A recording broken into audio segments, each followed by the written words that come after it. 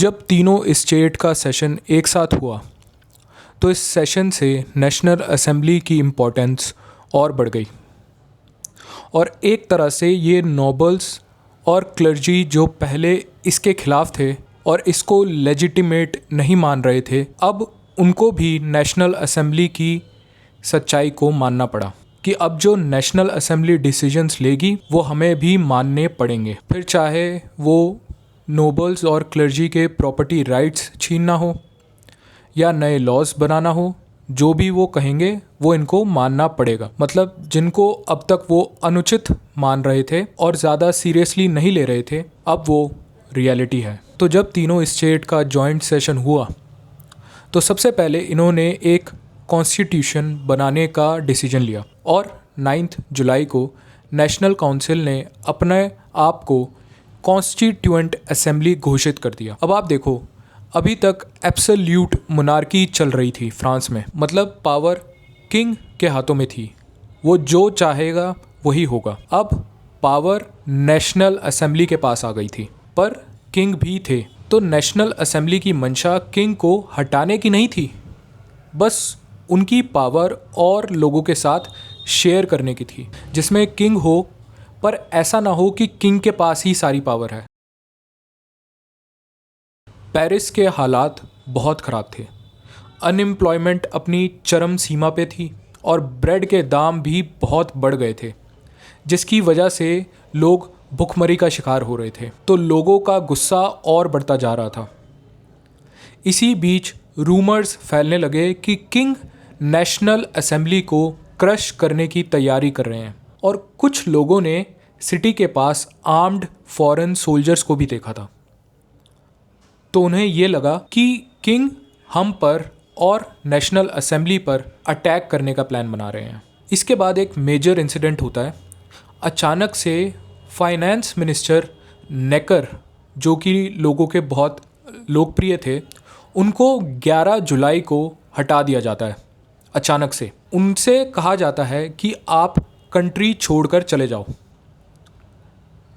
नेकर क्योंकि पब्लिक के बहुत चहीते थे, क्योंकि उन्होंने टैक्सेस में रिफॉर्म की बात की थी और थर्ड स्टेट को बहुत सपोर्ट किया था, इसीलिए इस इवेंट की खबर पूरे पेरिस में आग की तरह फैल गई। और 12 जुलाई को कमिल डेस्मिलिंस, जो कि एक पॉपुलर जर्नलिस्ट थे, उन्होंने एक स्पीच दी जिसमें उन्होंने कहा कि ये नेकर को हटाने का मूव एक तरह का सिग्नल है और लोगों को अपने आप को हथियारों से आर्म कर लेना चाहिए ताकि वो किंग के कोई भी आर्म्ड एग्रेशन से बच सके। 13 को लोगों ने दुकानें और स्टोर्स लूटने शुरू कर दिए वेपन्स ढूंढने के लिए, और शाम तक 40,000 मस्केट गन्स उन्होंने इकट्ठी कर ली थी। पर एक बड़ी प्रॉब्लम ये थी, उनके पास पर्याप्त मात्रा में गन पाउडर नहीं था और एक ही जगह थी पेरिस में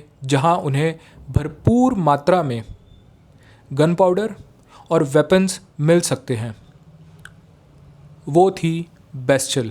बेस्टिल एक पुराना किला था जिसमें पॉलिटिकल प्रिजनर्स को रखा जाता था, जिसको भी किंग कह देते थे उन्हें इस कैद खाने में डाल दिया जाता था। फोर्ट ऑफ बेस्टिल लोगों की नज़रों में किंग की तानाशाही और क्रूरता का एक बहुत बड़ा सिंबल था, जिसमें किंग किसी को भी भेज सकता था बिना कोई सुनवाई के। 14 की सुबह को लोगों की भीड़ बेस्टिल पहुंची गन पाउडर और वेपन्स की तलाश में। शुरू में बेस्टिल में जो एडमिनिस्ट्रेशन के लोग थे उन्होंने लोगों को रोकने की बहुत कोशिश की, पर वो ज़्यादा देर तक लोगों को नहीं रोक पाए और भीड़ सीधा फोर्ट के अंदर चली आई और उन्होंने सारे वेपन्स सीज कर लिए।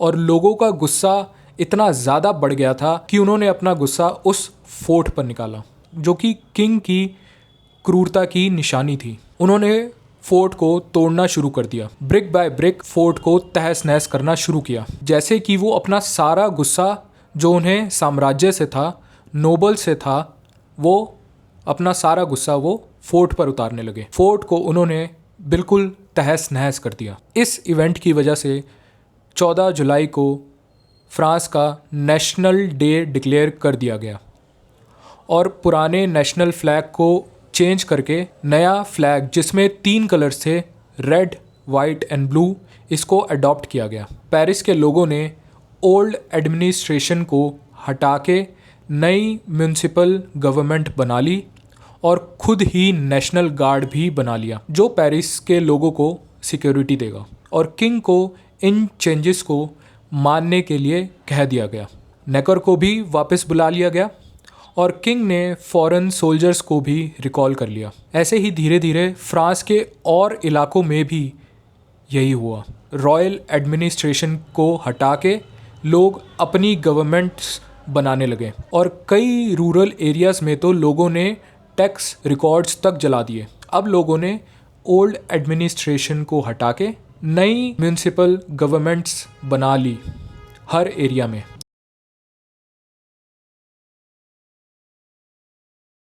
4 अगस्त को नेशनल असेंबली एक रिपोर्ट प्रेजेंट करती है about the anarchic conditions of the nation और सारे मेंबर्स इस बात से बहुत परेशान थे कि इतनी अराजकता और लॉलेसनेस फैल रही थी। सेशन एंड होने वाला था, तभी एक नोबल खुलकर बोलते हैं।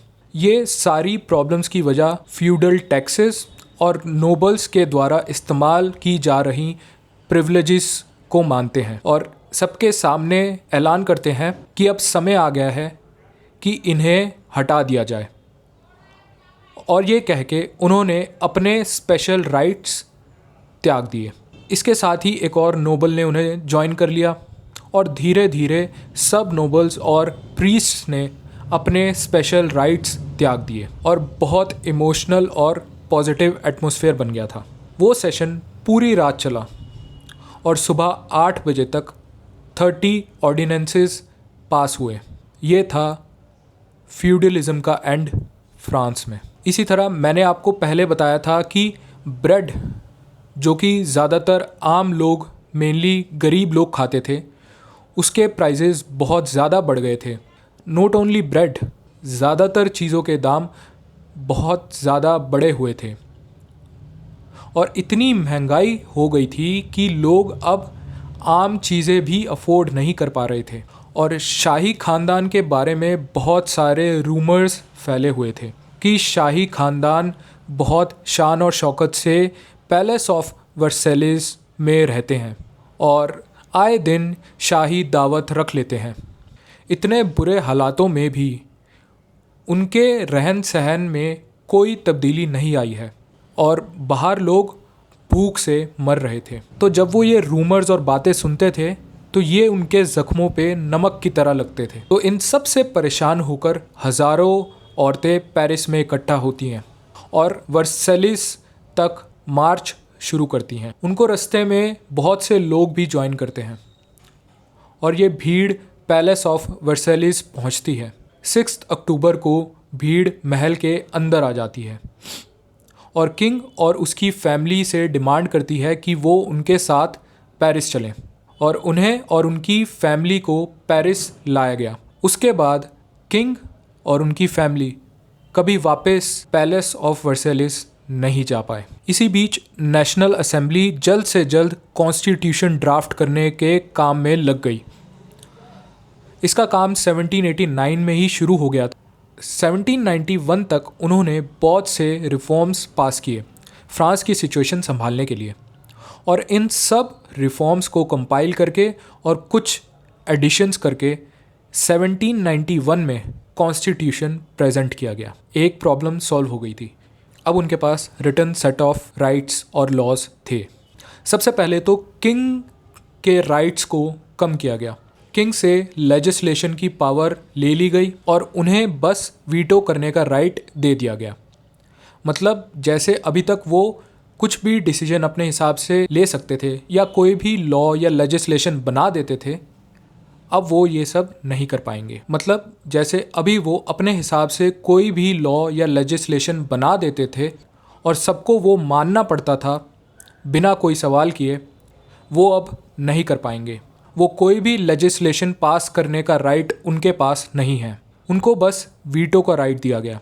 मतलब अगर कोई लॉ पास करने का प्रपोज़ल आया तो किंग वो पास करने से इनकार कर सकते हैं सिर्फ 2 टर्म्स के लिए, जो कि 4 साल की होंगी, यानी तीसरी बार वो लॉ पास होकर ही रहेगा। दूसरा, वॉर और पीस का फाइनल डिसीजन एग्जीक्यूटिव बॉडी लेगी और इसके लिए पहले लेजिस्लेटिव असेंबली से अप्रूवल लेना होगा। ये राइट भी पहले सिर्फ किंग के पास ही था, जैसे मैंने आपको पहले बताया। फिर लोगों को प्रॉपर ह्यूमन राइट्स दिए गए, जिसका पहले कोई जिक्र नहीं था। अब उनको कॉन्स्टिट्यूशनल सैंक्शन मिल गया था। नई लेजिस्लेटिव असेंबली बनाई गई जिसमें 745 मेंबर्स थे और इसका टर्म 2 साल का रखा गया। लेजिस्लेटिव असेंबली के पास लॉज बनाने की पावर थी और किंग इस लेजिस्लेटिव असेंबली को डिसॉल्व नहीं कर सकते, मतलब किंग इस लेजिस्लेटिव असेंबली को नहीं हटा सकते। फिर जुडिशरी में भी बहुत सारे चेंजेस किए गए।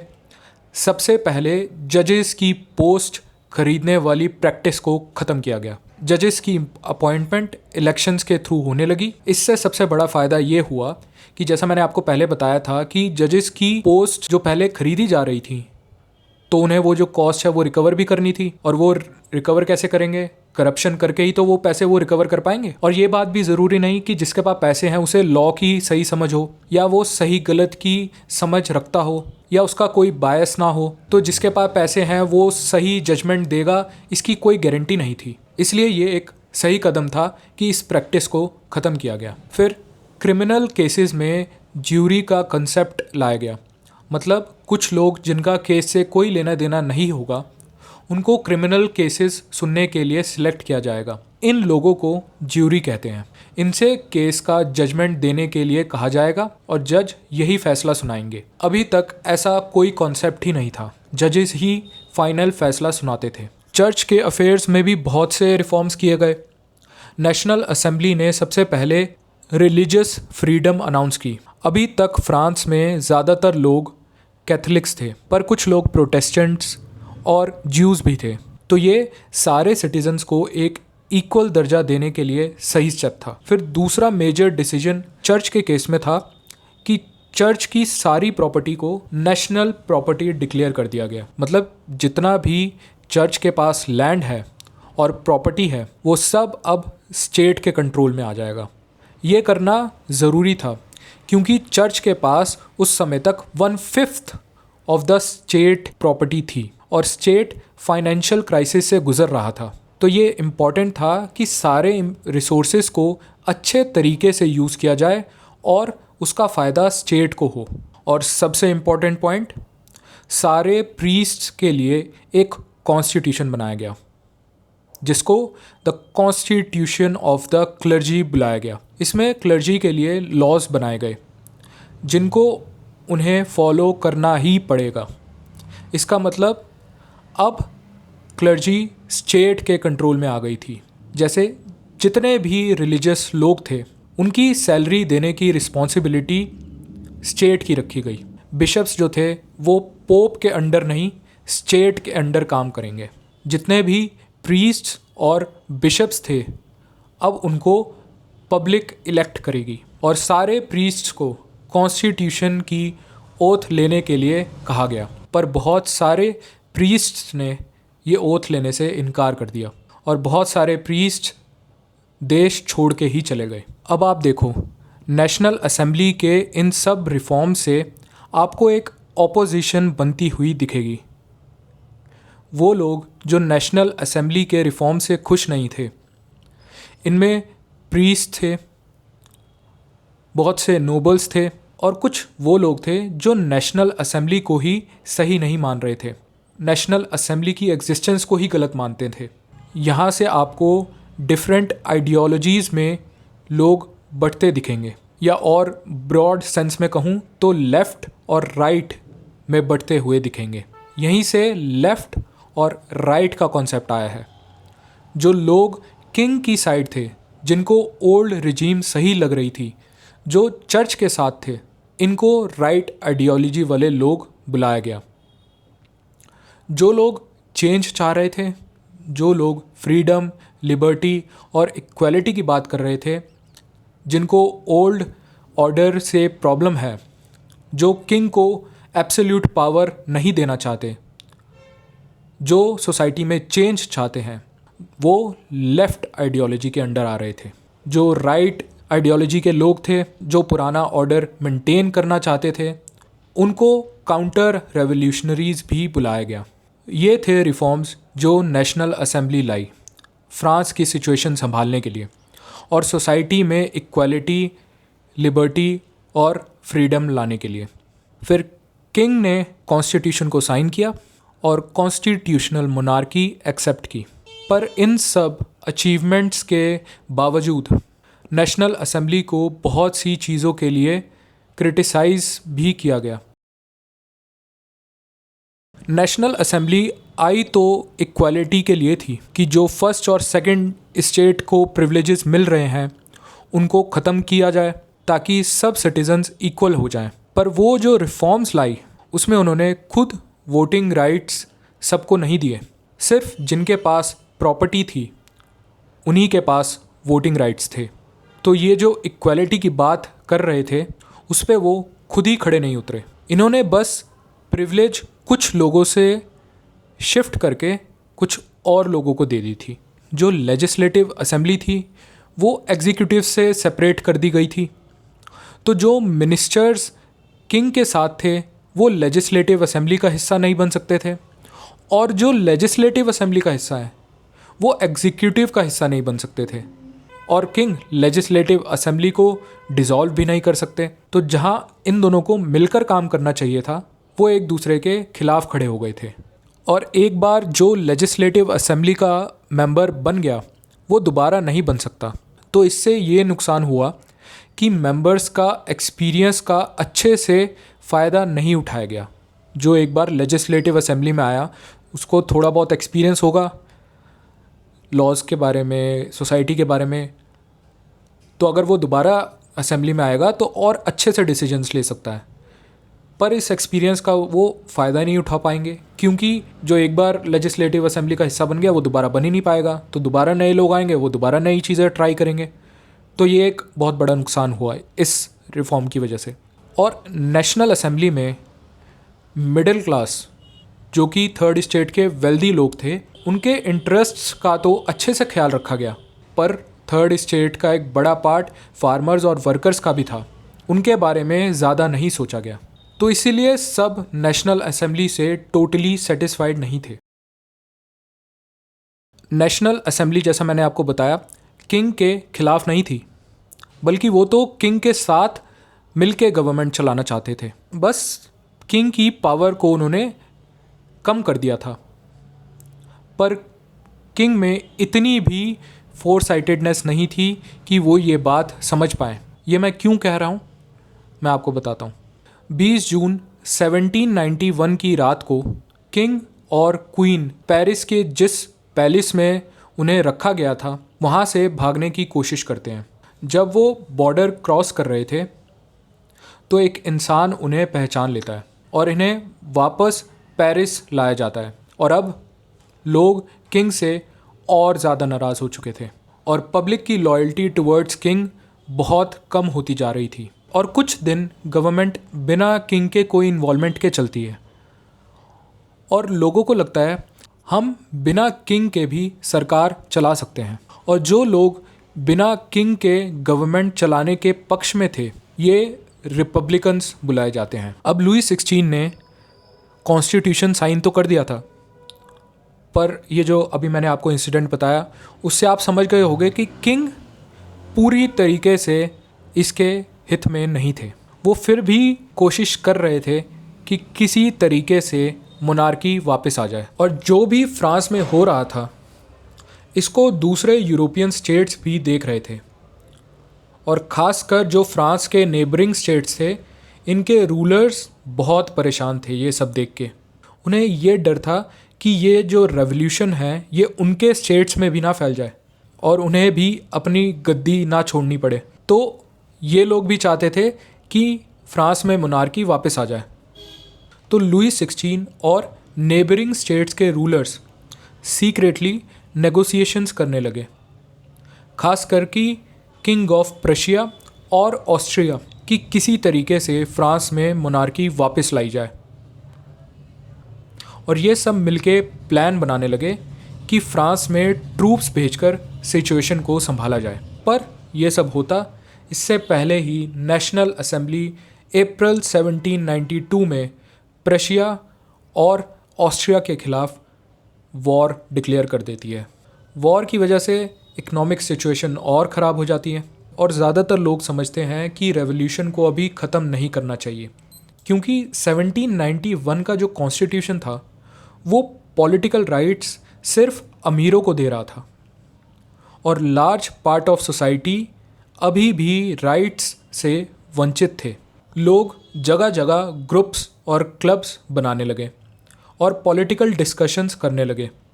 ऐसा ही एक इन्फ्लुएंशियल क्लब था जैकोबिन्स का।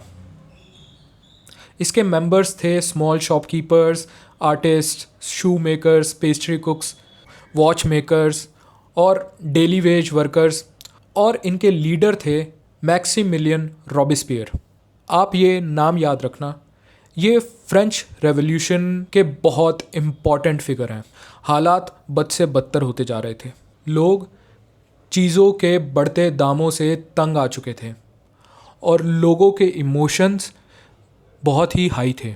1792 के समर में जैकोबिन्स ने किंग का जो पेरिस में पैलेस था उस पर धावा बोल दिया। उनके बहुत से गार्ड्स को मार दिया और किंग को बंदी बना लिया। लोगों का प्रेशर बढ़ता जा रहा था क्योंकि लोग भुखमरी से परेशान थे, अनएम्प्लॉयमेंट से परेशान थे, चीज़ों के बढ़े हुए दामों से परेशान थे। तो नेशनल असेंबली ने किंग और उनकी फैमिली को जेल में डाल दिया। फिर इलेक्शंस होते हैं। इलेक्शन में सब मर्दों को वोटिंग राइट्स दे दिए जाते हैं जो कि 21 साल से ऊपर की एज के हैं, इरिस्पेक्टिव ऑफ देयर इनकम। जो नई असेंबली बनी उसे कन्वेंशन बुलाया गया। 21 सितंबर 1792 को मोनार्की को एबॉलिश कर दिया गया और फ्रांस को रिपब्लिक घोषित कर दिया गया। रेवोल्यूशन के शुरू में रेवोल्यूशन की leadership wealthy liberal middle class के हाथों में थी, पर अब रेवोल्यूशन की लीडरशिप रेडिकल मिडिल क्लास के हाथों में आ गई थी। इसका सबसे बड़ा कारण था कि जो लोअर क्लास के लोग थे, जो कि सबसे भारी मात्रा में थे, उनको ये लगा कि रेवोल्यूशन से उनको अभी तक कोई फ़ायदा नहीं हुआ। और जो दूसरा कारण था वो ये था कि जो नेबरिंग स्टेट्स थे वो फ्रांस में दोबारा मोनार्की एस्टेब्लिश करना चाहते थे। तो ये जो रेडिकल मिडिल क्लास है ये और गुस्से में आ गई क्योंकि इनकी हालात बहुत ख़राब थी। इनके बारे में कोई सोच नहीं रहा था, किंग इनके बारे में नहीं सोच रहे थे। अभी तक जो रेवोल्यूशन की वजह से जो चेंजेस आ रहे थे उसमें इन्हें अपना कोई फ़ायदा नहीं दिख रहा था। ऊपर से नेबरिंग स्टेट्स अपनी विल इन पर थोपना चाह रहे थे। तो ये सारा गुस्सा एक वोल्केनो की तरह इन रेडिकल मिडिल क्लास का फूटा और इसकी वजह से फ्रांस में बहुत ज़्यादा वायलेंस होता है। जो नई कन्वेंशन बनी थी वो किंग लुई 16 को एग्जीक्यूट करने का ऑर्डर देती है और जनवरी 16, 1793 में उन्हें गिलोटिन से मार दिया जाता है। एक किंग का एग्जीक्यूशन एक बहुत सिग्निफिकेंट इवेंट था उस समय के हिसाब से, क्योंकि आप समझो उस समय किंग को गॉड का रिप्रेजेंटेटिव ऑन अर्थ माना जाता था और किंग ही सबसे पावरफुल इंसान होते थे। तो गॉड के रिप्रेजेंटेटिव होने से लेके लोगों का विश्वास उनसे उठना और मोनार्की का ख़त्म हो जाना, फिर किंग को एग्जीक्यूट कर देना, ये एक बहुत बड़ा इवेंट था और एक सिंबॉलिक और पावरफुल मूव था। और ये सब देख के यूरोप के और भी जो स्टेट्स बचे थे जो वॉर में अभी तक नहीं आए थे, उनकी गवर्नमेंट्स भी प्रशिया और ऑस्ट्रिया को ज्वाइन कर लेती हैं फ्रांस के खिलाफ युद्ध में और मोनार्की को दोबारा एस्टेब्लिश करने के लिए।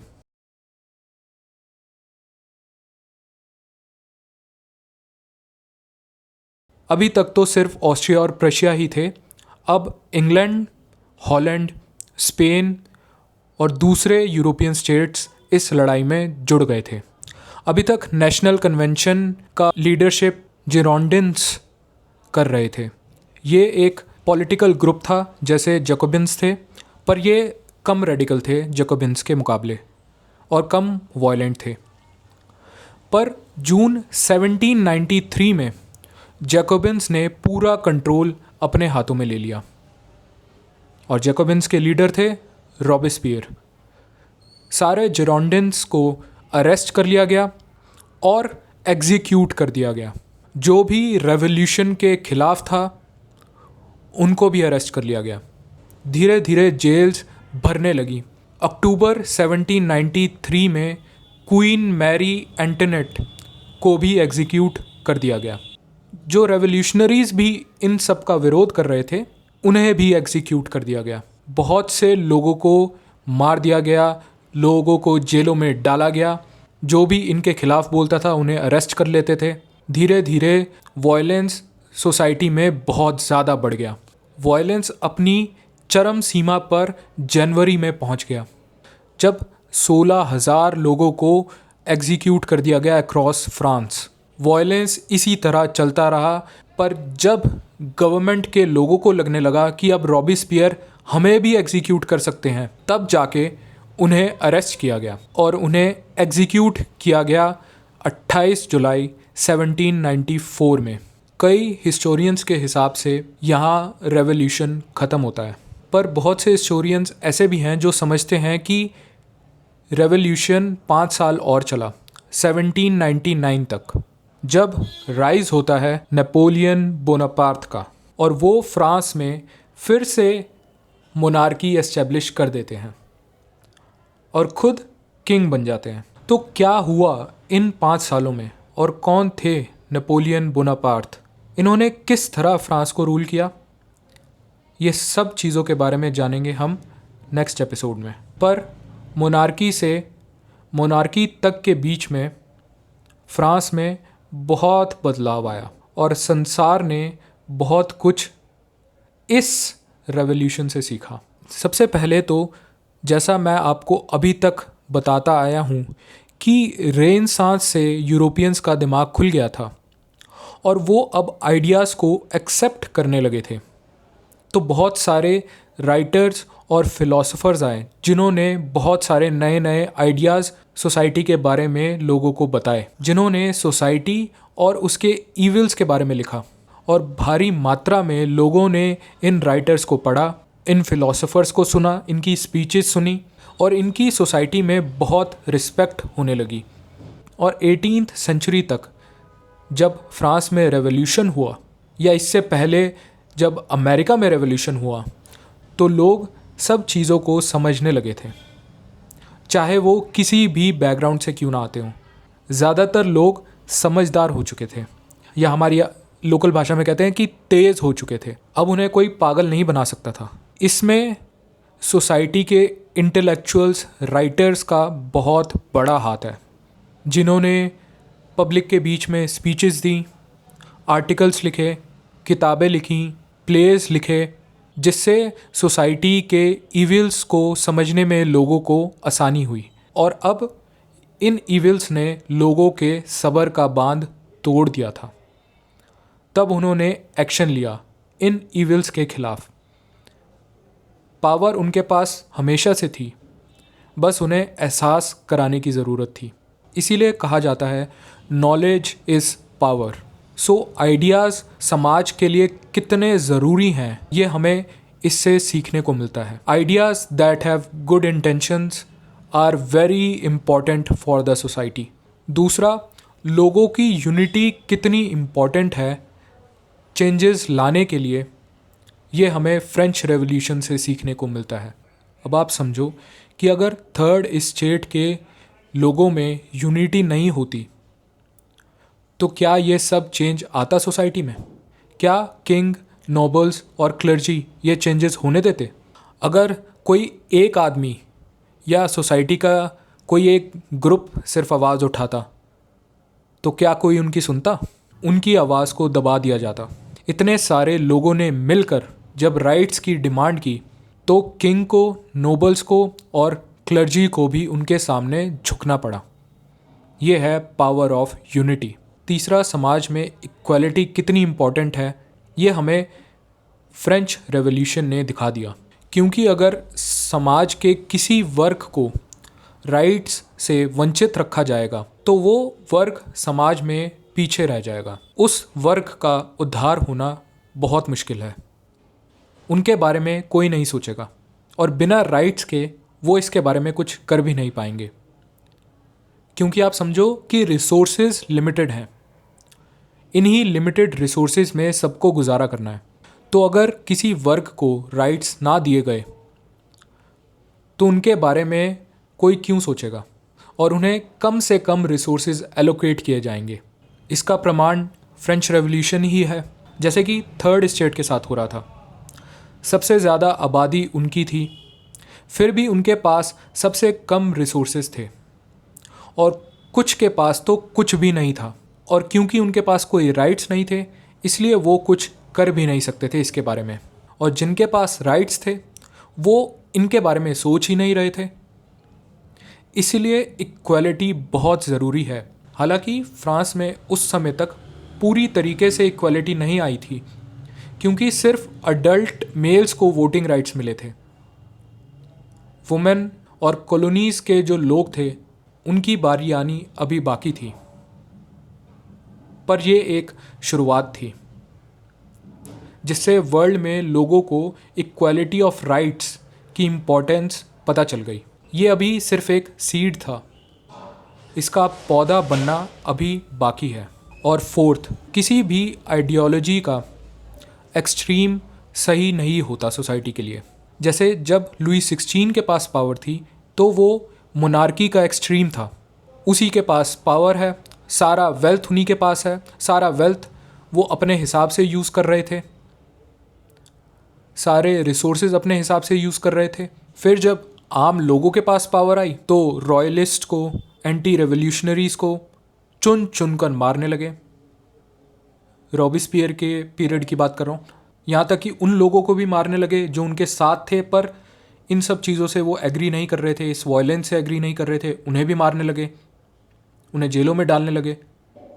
तो ये इस आइडियोलॉजी का एक्सट्रीम था, वो उस आइडियोलॉजी का एक्सट्रीम था। तो किसी भी आइडियोलॉजी का एक्सट्रीम सोसाइटी के लिए सही नहीं होता। सोसाइटी में बैलेंस होना चाहिए। हर आइडियोलॉजी इम्पॉर्टेंट है, मैं सही गलत की बात नहीं कर रहा हूँ, हर आइडियोलॉजी इम्पॉर्टेंट है, बस उसका एक्सट्रीम नहीं होना चाहिए। और आखिरी और सबसे इम्पॉर्टेंट, कोई भी लॉ किसी भी इंसान से बड़ा नहीं होना चाहिए, चाहे फिर वो कोई किंग हो, नोबल हो या कोई भी आम इंसान हो। सबको लॉ के अंदर रहकर ही काम करना चाहिए। किसी को भी अपने को लॉ से ऊपर नहीं समझना चाहिए, जैसे रॉबिस्पियर समझने लगे थे। और ये स्टेट को मेक श्योर करना चाहिए कि ऐसा ना हो, तभी सोसाइटी में लोग आराम से रह पाएंगे और सोसाइटी की ग्रोथ और डेवलपमेंट हो पाएगी। ये थी स्टोरी फ्रेंच रेवोल्यूशन की।